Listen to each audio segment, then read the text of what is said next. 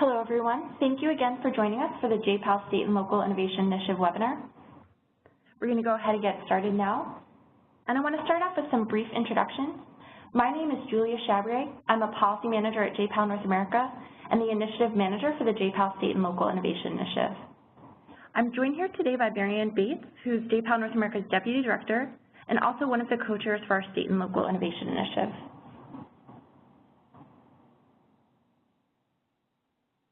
And here's a quick look at the agenda for today's webinar.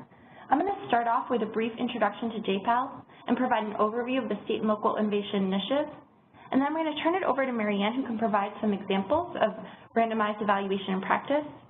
And then she'll also talk a little bit about how you can become involved in this initiative and how to apply. And then we're hoping to leave plenty of time at the end of the presentation for Q&A. If you're interested in asking a question, you can use the chat box, which is on the right side of your screen, and enter a question at any time throughout the webinar.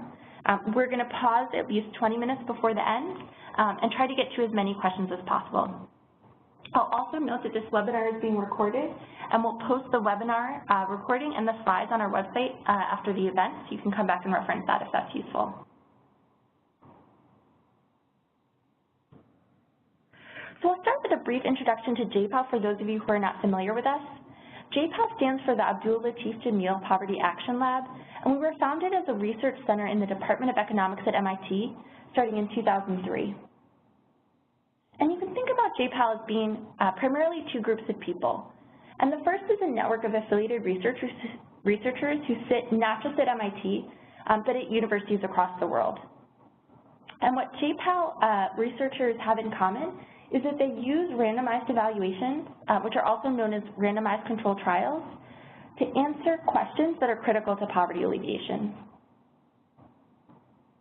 And then the second group of people is JPAL's professional staff, which includes Marianne and myself and others who sit at regional offices across the world. And the JPAL staff advance JPAL's mission through three core activities. The first is supporting the evaluations that are conducted by JPAL's affiliated professors. The second is through capacity building, providing training to policymakers and other practitioners about how to become better consumers and producers of rigorous evidence. And the third is through policy outreach. And the policy outreach takes place primarily either at the front end or at the back end of evaluations. So at the front end, JPAL's policy staff helps connect policymakers and practitioners with researchers so that they can partner on new evaluations. And at the back end, we help to synthesize the lessons from across evaluations and share these results with policymakers so that the research can be translated into action. Each dot that you see on this map here represents a randomized evaluation that was conducted by one or more of JPAL's affiliated professors. And as you can see, JPAL thinks about poverty very broadly, and so these evaluations come from across sectors, which includes everything from crime to education to healthcare to labor. I want to talk a bit now about the JPAL State and Local Innovation Initiative. As you may know, JPAL North America launched this initiative just last year. And we were motivated by a challenge that I think will be familiar to you, many of the folks on this line who either work with or for state and local governments, which is that state and local governments are charged with tackling some of the most pressing policy challenges, and there's no shortage of innovative ideas about how to address these challenges. But too often, policymakers have to act without having the benefit of rigorous evidence about either what has been tried and proven in other jurisdictions, or of learning after the fact which of their own policies and programs are most effective. So the goal of the State and Local Innovation Initiative is to help build the capacity of state and local governments to create and use rigorous evidence. And particularly, we focus on using randomized evaluations as a tool to create rigorous evidence about which programs and policies are most effective and why. We aim to share this evidence with other jurisdictions that may be facing similar challenges, and also to document and disseminate best practices for how to do this in a way that is high quality and rigorous, but also feasible. As I mentioned, we launched this initiative last year and hosted a competition for state and local governments that were interested in using randomized evaluations to answer their policy questions. We received 25 letters of interest, and from among those, we selected 5 governments that we're currently partnering with. And that's Pennsylvania, Philadelphia, Puerto Rico, Rochester, and South Carolina. And we're providing these state and local governments with 3 things that we think are essential to come together to enable state and local governments to do this kind of work. And the first is matchmaking or connections with researchers in JPAL's network who can help design and then carry out the evaluations. We also provide up to a year of technical assistance from JPAL staff. And then project funding, both flexible pilot funding to help get these evaluations off the ground, and later larger amounts of funding to actually help carry out the evaluations. And our current partners are currently working with JPAL staff and affiliated researchers to design randomized evaluations across a wide range of important policy questions. So in Pennsylvania, we have a team looking at identifying effective services for individuals with opioid use disorder. In Philadelphia, looking at the impact of summer youth employment programs across a range of important outcomes.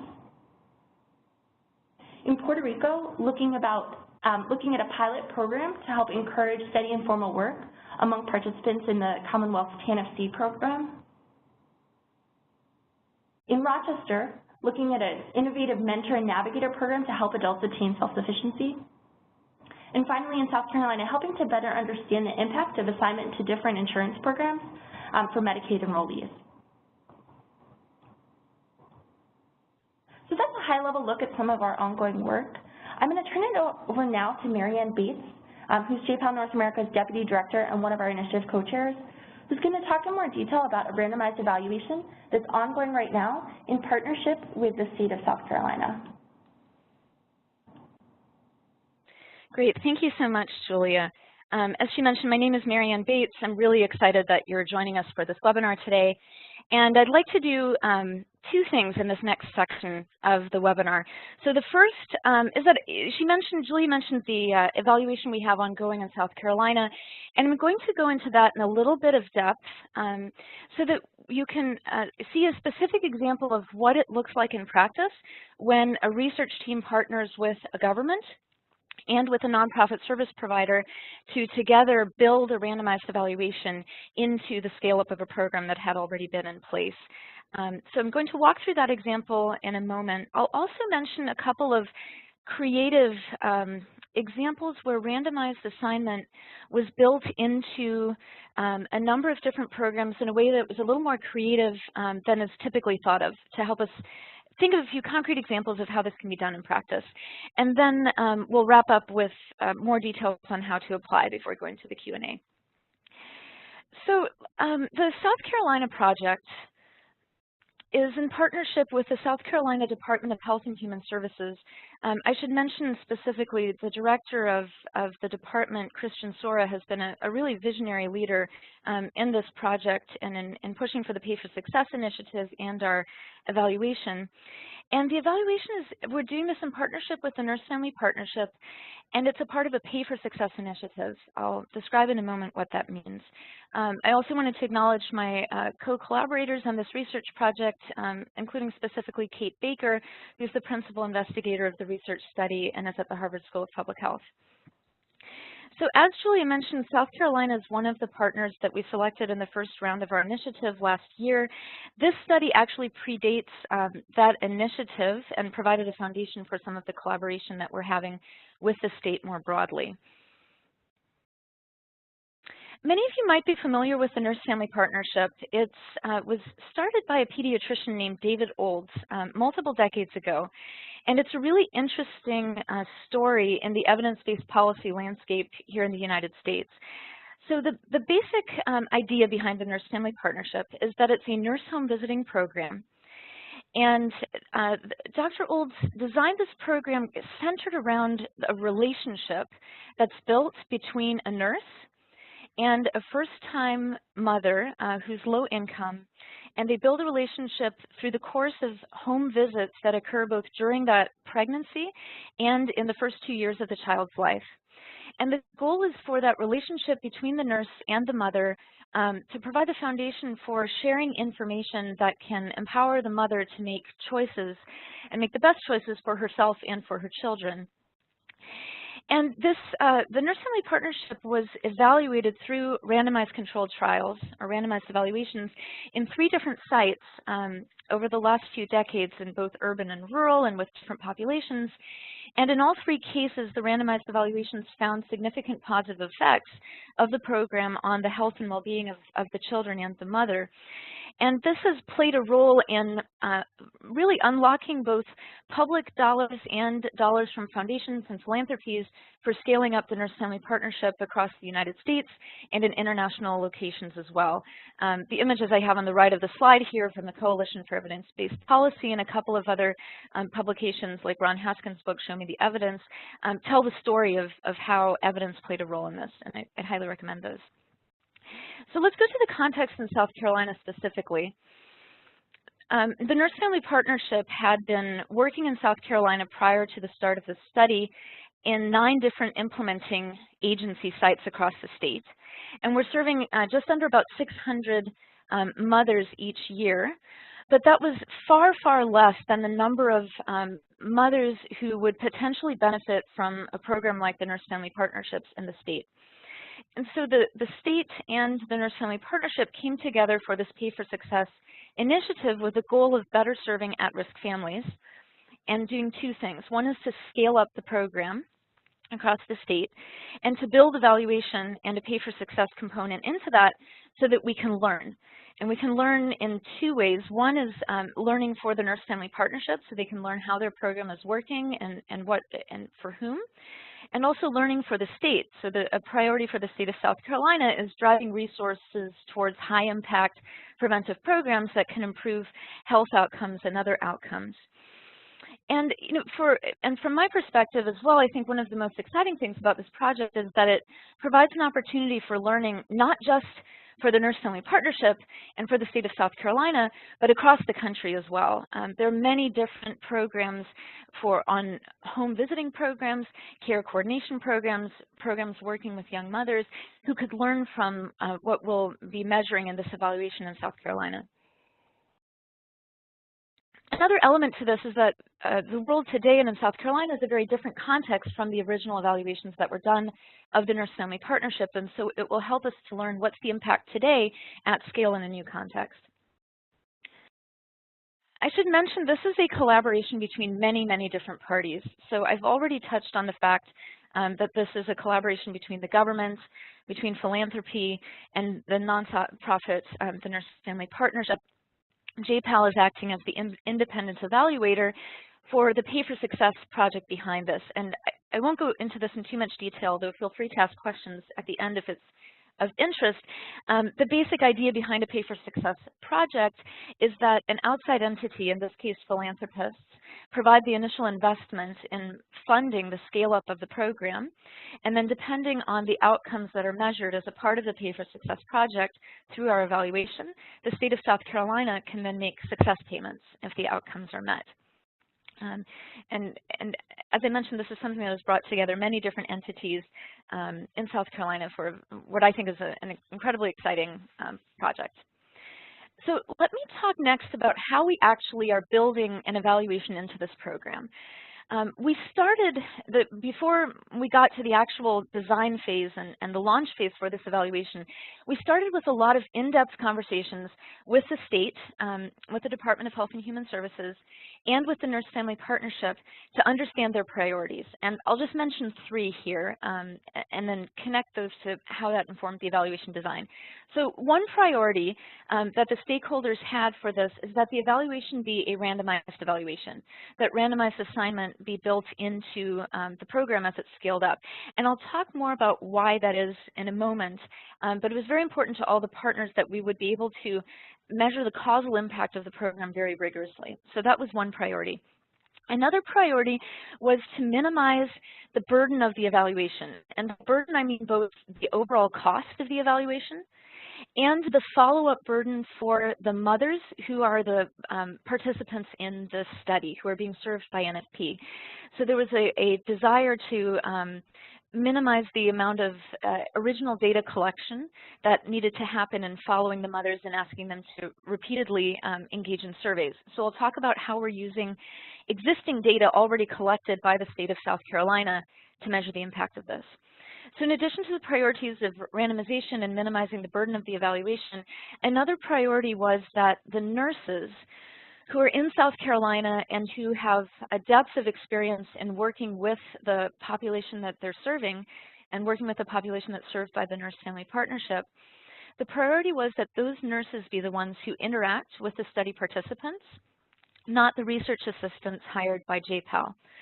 And we found a way to do that in a way that allows for a very rigorous evaluation design while also ensuring that the interaction with the clients on the ground is done by service providers that they know and trust. So let me talk about how that happens in practice. What we're doing in this case is what we call randomization after recruitment and eligibility assessment. So what does that mean? The Nurse-Family Partnership is a voluntary program. Mothers participate voluntarily. They can either self-refer and contact the Nurse-Family Partnership directly, or they can be referred, for example, by their doctor or another service provider who knows about the Nurse-Family Partnership and says, you know, I'd like to refer you to this program. They might be helpful to you. After the women contact the Nurse-Family Partnership, the Nurse-Family Partnership will assess whether she meets their eligibility criteria. So would this be her first birth? Does she meet their income criteria and a few others? And then if she meets the eligibility for the criteria, then the study enrollment process begins. So the nurses, through a tablet-based system, we've created a digital data collection system where the nurses have a tablet where they'll collect informed consent from the mother, getting her consent to participate in the study. And then they do a brief baseline survey, collecting information on the mother, on her health, and the context of a few key questions on the context of her life. And then once that information has been collected, using the tablet, the nurse and the mother can then together see whether a slot is available for her in the program.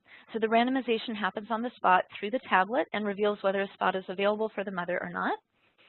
And then for those moms where a slot is available in the NFP program, from that point on, the study kind of recedes into the background from the perspective of the nurse and the mom, and the Nurse-Family Partnership serves that mom through the home visits using the model that they typically have.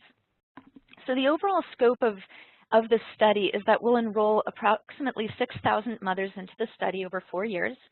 4,000 of those will be offered a slot in the program, and 2,000 will serve as a control group. And we're currently in the first year of the study, and we've just recently enrolled the 1,000th person in the study. So we're in the process of rolling out the study as we speak. So one thing I'd like to highlight before we go into more of the details is that even though we're now randomly assigning access to the program, and there are mothers who will be followed as a part of the control group, overall, many more women are gaining access to NFP because of this evaluation and the scale-up than previously. So the total number of women who are being served by the Nurse-Family Partnership has increased as a result of the scale-up. Before the evaluation happened, many of these implementing agencies had wait lists for the program, and so some mothers would work their way through the wait list and get a spot in the program, and others would age out and be too far along in their pregnancy to be eligible for the program before they got a spot. So previously, women were aging off the wait list. What's changed during the study is that random assignment determines who receives a slot and who doesn't, as opposed to aging out of the wait list. So next, I'd like to talk about why we built random assignment into this evaluation by going back to kind of the overall design of what makes a randomized evaluation a randomized evaluation. And in the South Carolina context, the reason why the state partner and the Nurse-Family Partnership wanted to have a randomized evaluation is that in this case it can be quite difficult to assess the causal impact of the program without it. And what do I mean with that? So one way that we intuitively sometimes think about thinking whether a program had impact is to think about what happened to people before they engaged in the program and afterwards. But in this case, a before and after comparison wouldn't work very well because the population of women who are being served, this would be their first birth. So they don't have children already. So if we're, for example, interested in the health and well-being of children, who are served by the nurse-family partnership, you can't look at outcomes for these children before the nurse-family partnership began working with them because the mothers didn't have any kids at that point yet. So the before-after comparison wouldn't work well. And similarly, simply comparing the women who sign up to the program to those who don't sign up could also cause us to either overstate or understate the impact of the program. So for example, to the extent that the nurse-family partnership is able to target the most vulnerable moms who may benefit most from the program, if we compare outcomes for those most vulnerable families, we might understate the impact of the program. On the other hand, if those who are less vulnerable are those who are able to sign up first and gain access to the program, and we compare those who are more able to sign up, then we might overstate the impact of the program. So a before-after comparison, or comparing those who sign up to those who don't, can lead us to either overstate or understate the impact of the program. And with a randomized evaluation, things work a bit differently. So before the program starts, the individuals who are deemed eligible for the program, who are eligible according to NFP's criteria, are randomly assigned to two groups so that they're statistically identical before the program. So if you're looking at the slide, the first circle on the left would be the overall, the families who are eligible for the program. And then a coin toss, so to speak, determines who receives a slot in the program and who doesn't. And that creates these two groups, who before the program begins should be statistically identical, because the only difference between the two groups of people is that one essentially won the coin toss or didn't, received a spot in the program or didn't. Then those who were assigned to the treatment group, who received an offer for a slot in the program, then received the nurse-family partnership program. Those who are in the control group don't. And then we as the research team collect data on the outcomes of interest for both groups. And at the end of the day, if we look at, for example, the average levels of health among the treatment group children, and we compare those to the average levels of health in the control group children, if those in the treatment group have better health outcomes, we know that that was caused by the program, because the only systematic difference between these two groups is that one received access to the nurse-family partnership while the other did not. So that's the overall approach to how a randomized evaluation works. What are we looking at in this specific case? We're looking at a number of outcomes. So the first half of this slide, you can see the outcomes that were defined for the Pay for Success project. And these are in addition to a process measure that is looking at the percentage of mothers who are enrolled from predefined low-income zip codes in an effort to ensure that the program is targeted at those who need the program most. And we'll be looking at three outcomes. So one is a reduction in preterm births. The second is healthy birth spacing, defined as the number of subsequent births after the first one within 2 years. And the third is to reduce childhood injuries, as measured by emergency department visits for injuries. So looking at the impact of whether this program can help provide information to mothers that can, for example, on baby-proofing the home, or helping give them information on how to keep their children safe along multiple dimensions. And we're going to look at these outcomes using data that are already collected. So we'll look at vital statistics records, for instance, to see the measure for preterm birth and healthy birth spacing. We'll be looking at Medicaid records in an all-payer database to look at emergency department visits for everyone who is in the study. Additionally, because South Carolina is a real leader in having an integrated data system, we'll be able to look at many other outcomes that are beyond the scope of the Pay for Success project specifically, and that includes health, education, employment, crime, use of social services, the many different outcomes that can help us understand much more comprehensively what a nuanced program like the Nurse-Family Partnership, what kinds of impact it can have on the families who are served by the program. And I'd like to emphasize this point on administrative data a bit more. One of the key things that we look for when we're scoping potential research opportunities are what data are already collected that we can use to look at the impact of the program at hand.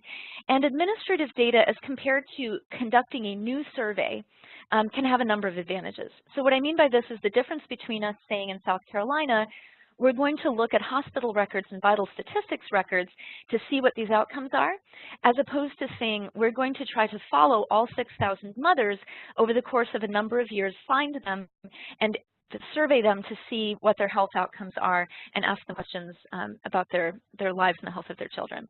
So the first is this can reduce research costs. The original data collection can be exceedingly expensive and time-consuming, and administrative data can often be accessed at a fraction of the cost. the speed and turnaround time of results. It allows for slightly more real-time analysis of the evaluation. It enables long-term follow-up.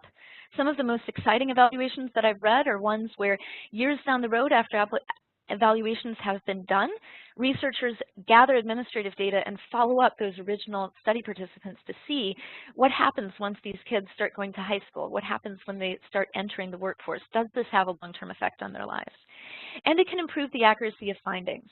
If you ask someone how many times did you take your child to the emergency department in the last 2 years, some might misremember. If we can look at the records, it can improve accuracy.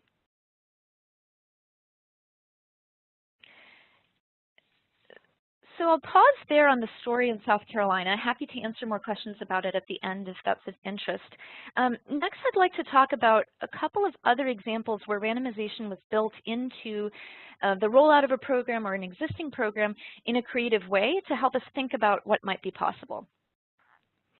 And I should mention, phase 1 of our initiative really centers on this piece. How can we work with you as the government partners to think creatively about what might be possible? I'm going to talk about 4 examples. The first one is the classic one that people often think of when they hear about a randomized evaluation. There's a long wait list.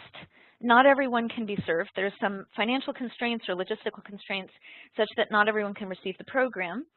And instead of going first come, first serve, there's randomization or a lottery held to determine who from the wait list gets access to the program. So this first example, so all 4 of these examples come from studies that affiliated professors in JPAL's network have done. And this first one is in New York City of a summer youth employment program where the city actually didn't randomize for the purpose of research. They had simply decided that that was the fairest way of allocating slots in a summer youth employment program. And then after the fact, the researchers took that list of everyone who had applied and compared outcomes for those who won the lottery and those who lost. And it was really interesting. They found that contrary to what may have been expected, the program didn't seem to help young people gain access to higher paying jobs, but it did keep them safe. So that's an example where we have the classic example of a long wait list and randomly selecting from among it. The second example is one where you can use a randomized evaluation to test the impact of an entitlement program. So this is a question we often get. How could one do a randomized evaluation of an entitlement program? You can't deny access to a program by randomly selecting people to put in the control group and denying them access. And that's exactly right. We want to make sure we never construct an evaluation that denies people access to a service that they would otherwise receive. But when there's an entitlement program that has low take-up, you can do what's called a randomized encouragement design, where you select a random subset of those who are eligible for the program and provide them with encouragement or assistance to gain access to it.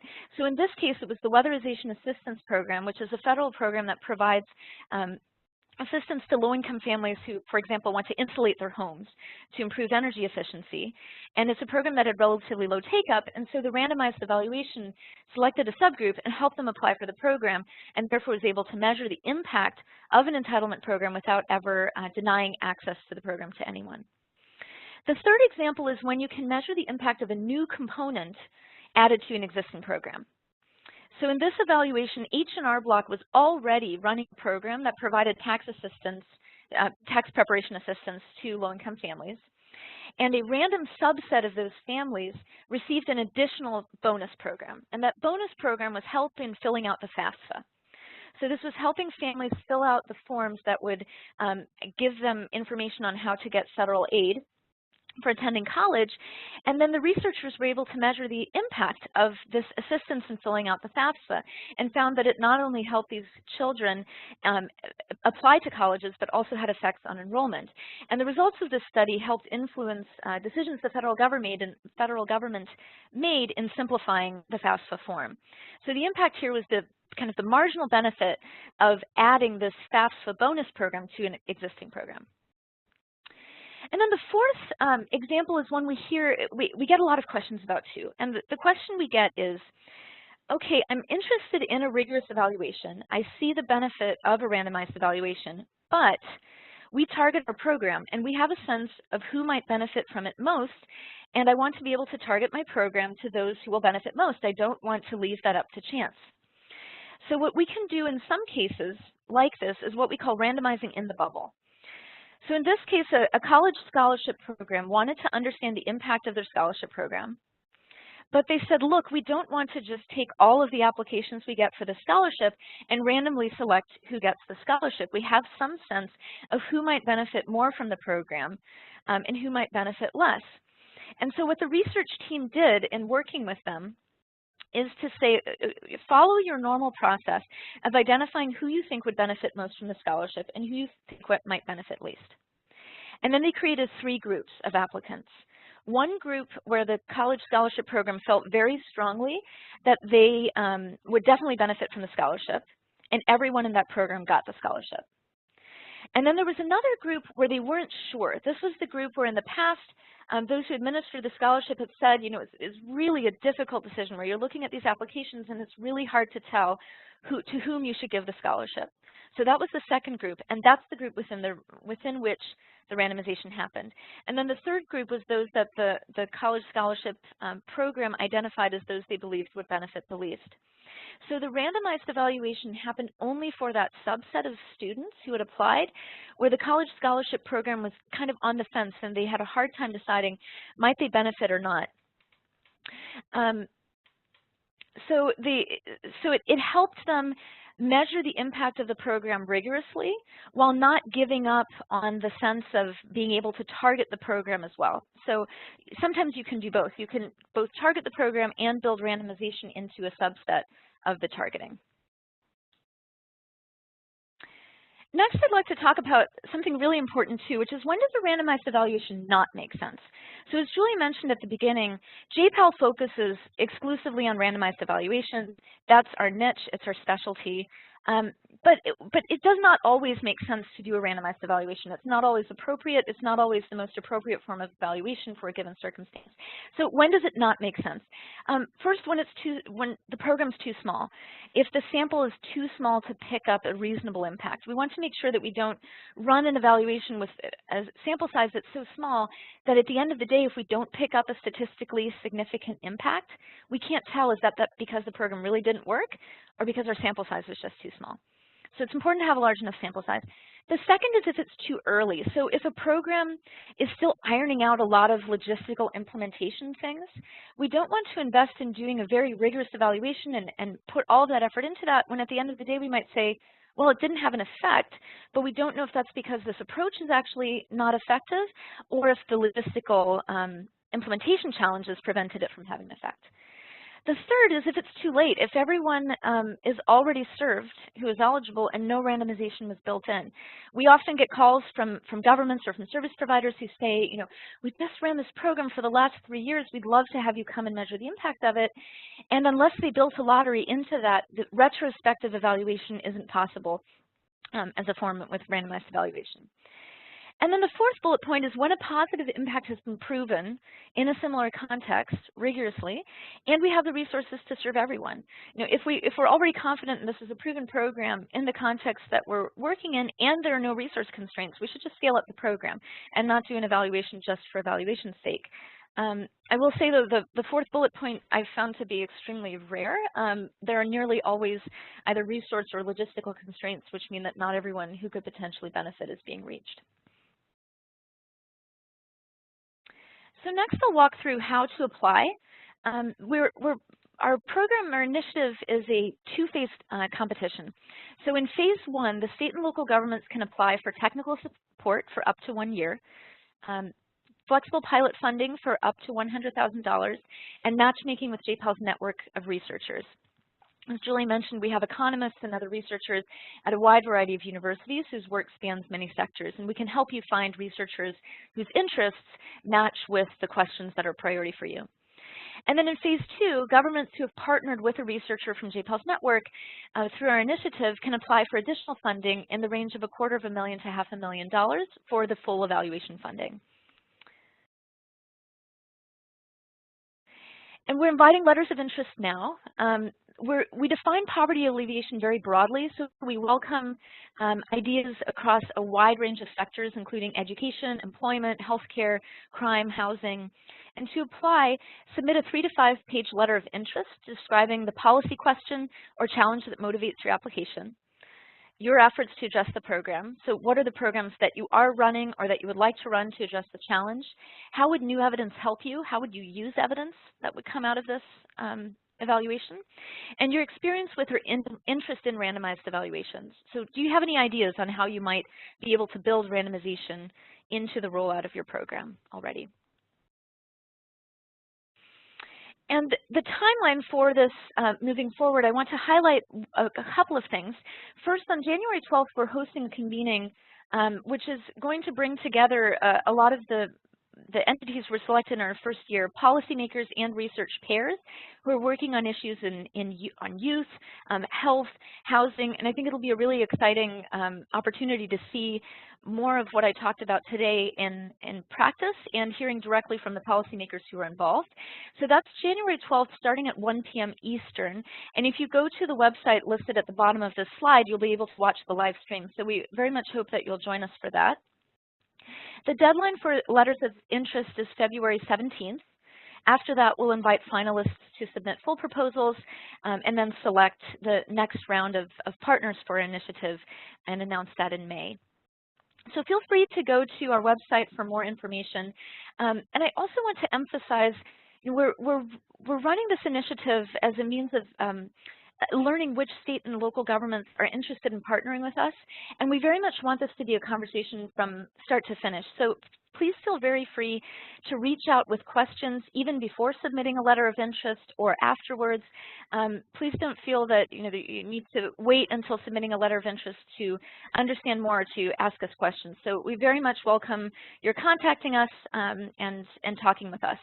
And speaking of asking questions, I want to make sure we leave lots of time for the Q&A portion as well. So I'll turn it back over to Julia, who's going to be moderating our Q&A portion. Great, thank you, Marianne. So we have about 20 minutes now for the Q&A. We've already received some questions in the chat box. If you'd like to ask a question, please feel free to enter it now or anytime throughout the Q&A, and we'll do our best to get to as many questions as possible.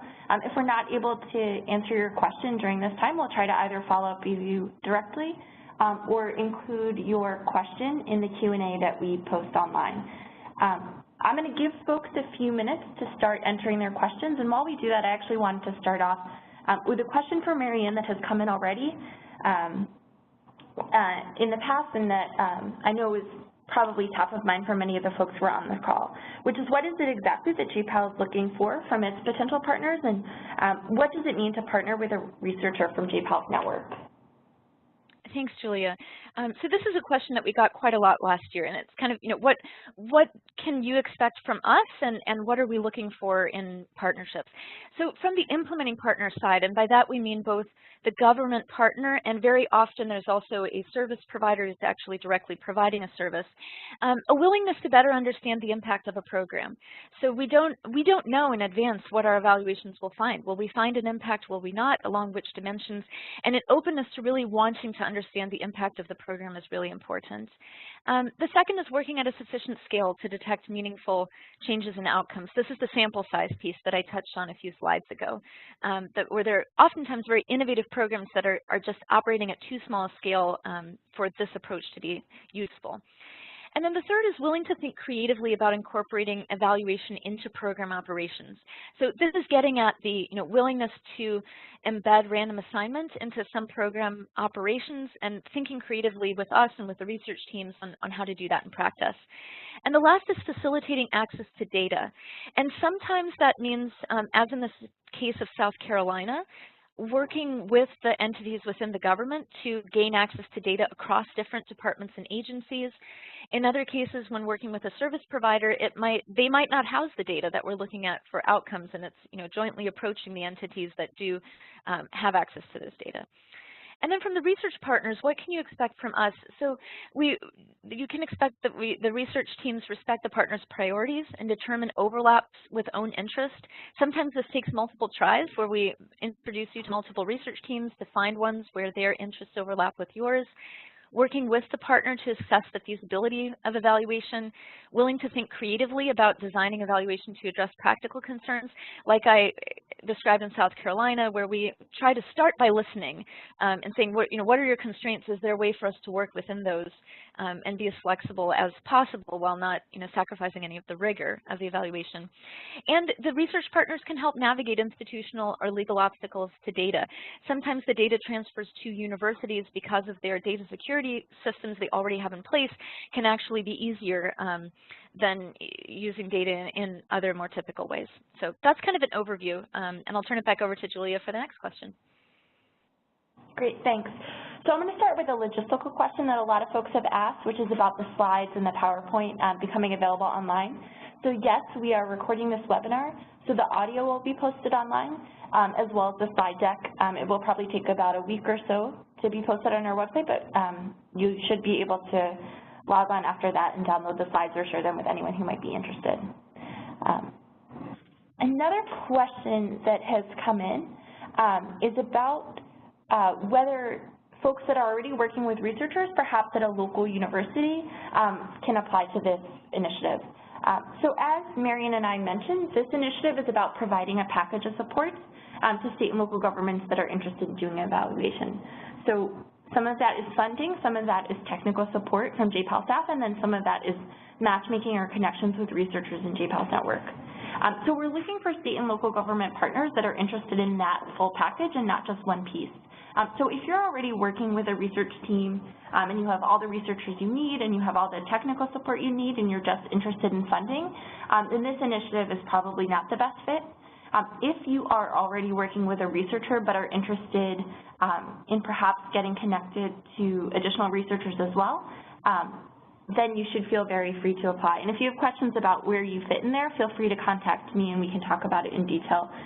We often have the case where a researcher from JPAL's network partners, for example, with a local researcher who has expertise in the local context, or with a researcher who has an expertise in a particular subject matter. And so those kinds of partnerships happen all the time and certainly are not an obstacle. The next question I'm actually going to ask Marianne to speak to, which is whether randomized evaluations can be used to look at efforts towards system change as opposed to direct service programs. That's a great question. So the example that I mentioned today was one where we randomized person by person. And many times when we think of randomized evaluations, those are the examples that come up. But as I think about the evaluations that JPAL has done both in the US and internationally, there are many cases where the randomization happens at a level other than person by person. So for example, randomizing classrooms or schools or geographic areas to different experiences and different services. So that's one way it can be done. The system, other ways in which you can get at system changes are, for example, one evaluation we have ongoing right now is looking at information provided to physicians through clinical decision support in hospital systems. So the idea is, physicians are making choices about, for example, ordering MRIs or other high-cost scans for their patients, and a systems change approach to addressing that might be to implement a system where physicians receive a decision support process through the computers to say, you're ordering this high-cost scan, is this appropriate for this patient, yes or no? And those kinds of things can be tested with a randomized evaluation by, for example, randomizing physician by physician or hospital system by hospital system to roll out a systems level change over time or unit by unit so that you can still look at something that may be rolled out across a whole system in a way that lets you get at the impact of that. As another entirely different example of how to be creative in random assignment, other ideas I've heard are if you, for example, looking at a large geographic area like the state of South Carolina, we've also had ideas for randomizing, for example, by radio station. and putting different messages out on different radio stations across the state, and then looking at data that come in to see if outcomes were changed. So for example, looking at randomizing public service messages on health or pregnancy prevention or other things, and then looking at administrative data to see if those messages appear to have an effect. So it's very possible to design evaluations that are not the classic, randomize individual people into or out of a program. Great. Thanks, Marianne. So another question that we received from someone on the chat box was from a representative of a foundation who was asking about how foundations could become involved in this initiative. So one thing I wanted to mention is that the funding that we have available through this initiative, as Marianne mentioned, are smaller amounts of pilot funding up to $100,000, and then larger amounts of funding in the range of $250,000 to $500,000 to carry out the evaluation. So as many of you are probably realizing, that funding is not sufficient to cover the costs in most cases for the actual programming, which can often be much more expensive. And so it's often the case for both the evaluations that we're working on through this initiative and other evaluations that JPAL has been a part of, that a foundation plays a role in paying for the expansion of the services, and then JPAL comes in to support the evaluation costs. So that's certainly one place where foundations can play a role. And if you're a local foundation and you have a state and local partner that you think might be interested, we would certainly encourage you to share information about this initiative with them and encourage them to apply. And the last thing I'll note is that nonprofits or foundations or other partners are welcome to be a partner in the application as long as one of the partners on the application is a representative of a state and local government. It certainly doesn't need to be the case that the government's the only partner. Another question that I just received was, are there limitations as to how the initial $100,000 can be used? And at a high level, I would say no. The overall goal is to use that money to develop a high quality and rigorous randomized evaluation, but we've intentionally kept the funding very flexible. So in some cases, it's being used to cover staff time so that someone in our government partner can devote more of their time and effort to developing the evaluation. In other cases, it's being used, for example, to develop surveys or to do a small pilot of the intervention. If you have specific questions about what kinds of costs might be allowable, then please feel very free to email us, and we're happy to answer those kinds of questions before you apply. Marianne, I have another question for you, which is a question to provide some more information about the Pay for Success aspect of the South Carolina project and how the evaluation fits into that Pay for Success project. Sure. So there are many different ways that Pay for Success projects can be set up. The classic example is that an investor pays for the initial rollout or scale up of a program, not the government. So the investor covers the cost of the program's initial operations, and then only if the pre-specified outcome measures are achieved, then the government pays for the services, so to speak. So the government then makes success payments back to the investor if the program is successful. In some cases, there are private investors who then receive a return on investment. In the case of South Carolina, the investors are actually philanthropies who have said, we will cover a large portion of the cost of the scale-up of the nurse-family partnership during this evaluation period. And if our evaluation finds that those 3 payment outcomes that I mentioned in the presentation are achieved, then the state of South Carolina will make success payments. In this case, because they're philanthropies who invest in the nurse-family partnership, they're not interested in a return on investment in the way that an investor would be. And so the success payments would go back into scaling up nurse home visiting programs in South Carolina moving forward.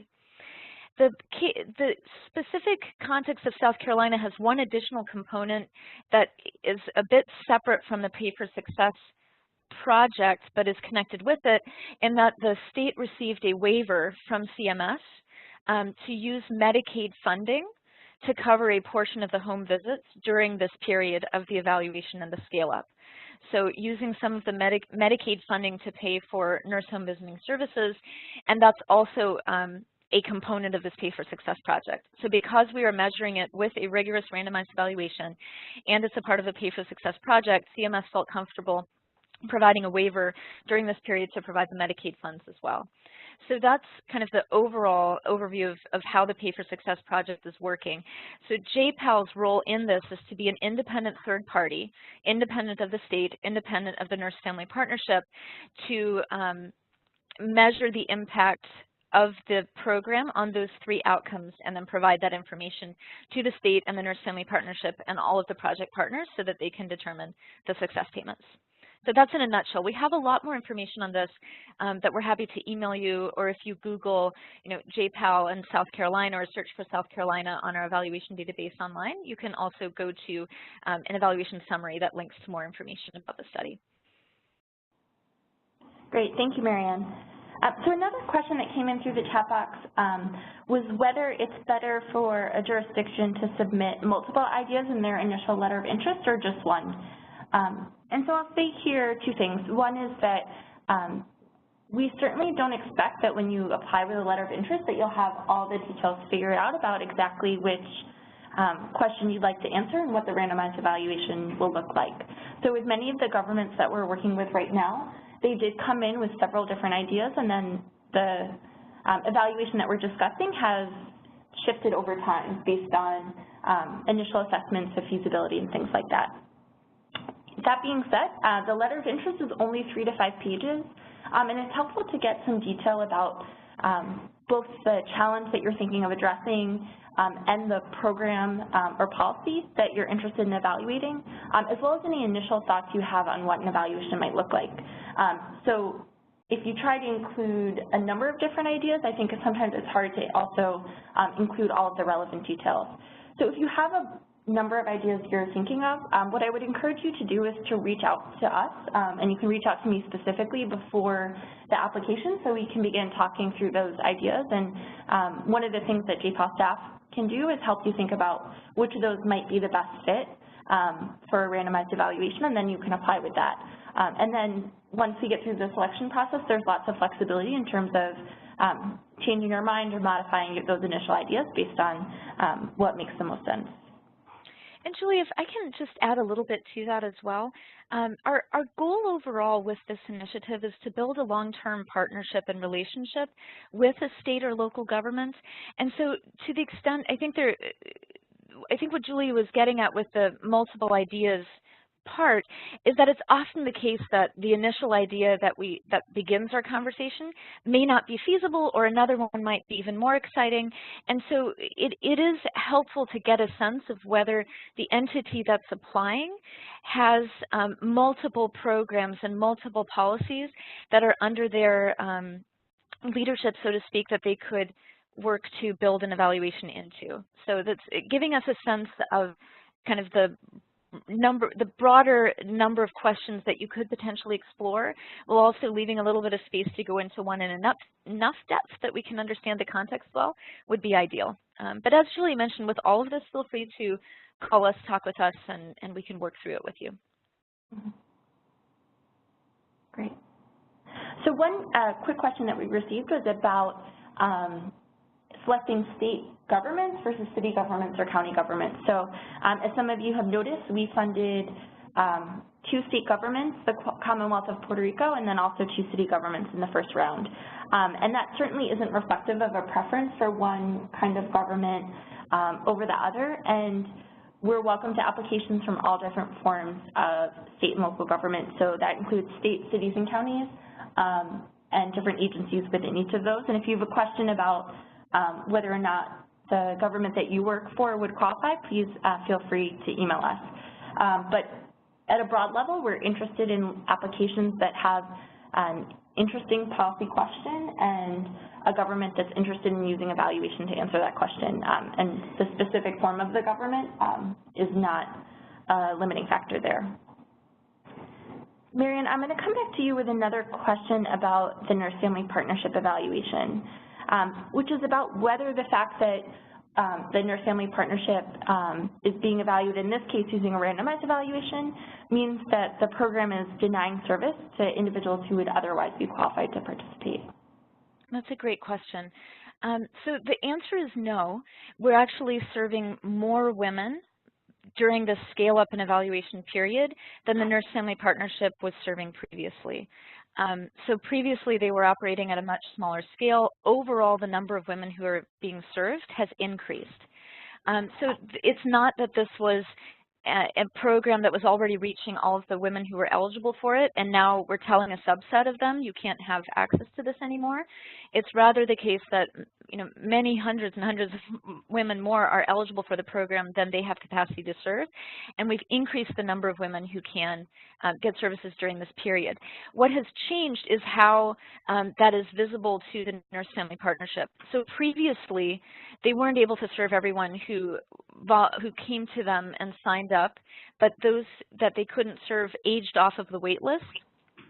So by the time that a slot may have gotten to their point in the wait list, they were already too far along in their pregnancy to be eligible for the program. But it was already the case prior to the study that they were not able to reach as many people, as many women as had signed up or enrolled in their wait list. And what's changed is that now from their wait lists and from the referrals that come in, the random assignment is determining who gets a slot as opposed to the first come, first served metric. Great. Thanks, Marianne. So another question that came in had to do with timing.